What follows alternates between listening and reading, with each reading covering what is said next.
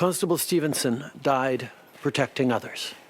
She was answering the call of duty, something she had done every day when she went to work for 23 years. It'll be remembered as one of the worst mass shootings in Canadian history.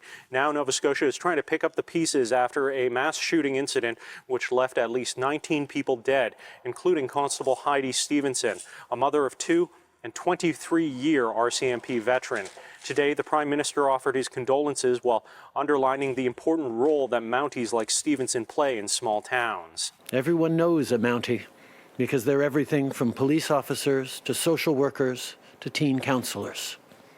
Now these communities are in mourning, and Canada is in mourning with them. RCMP got the call just before midnight Saturday, dispatching officers to Portapique, a small community west of Truro, Nova Scotia. Responding Mounties found several victims inside and outside a home but couldn't find a suspect.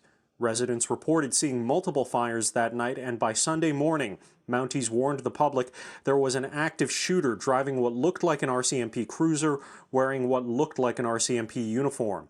Today, senior Mounties say there are at least 16 crime scenes and are expecting to find more victims. We've been unable to fully examine the crime scenes because, for instance, we have had 5 structure fires, most of those being residences, and we believe there may be victims still within the remains of those homes. It was Sunday that Constable Stevenson and Constable Chad Morrison were both shot in encounters with the suspect.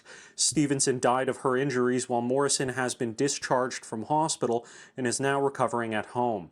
Police finally stopped the suspect, 51-year-old Gabriel Wortman, just before noon Sunday at a gas station in Enfield, around 92 kilometers south of Portapique.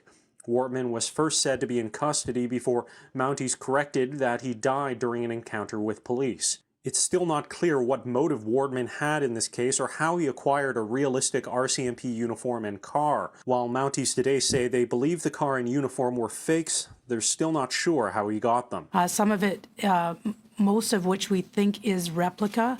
It wasn't actually an RCMP vehicle, but it was made to look identical to one. And we will trace back every part of that vehicle to find out how that happened, as well as with the uniforms. Now, there's still much more that's not known about this case. There doesn't seem to be any pattern among the victims. Some were known to the suspect, while others were not. And it's not clear how many more victims could possibly be recovered from the 16 crime scenes that Mounties are currently attending. RCMP promises that there could be further answers later in this week. In Ottawa, Xiaoli Li, City News.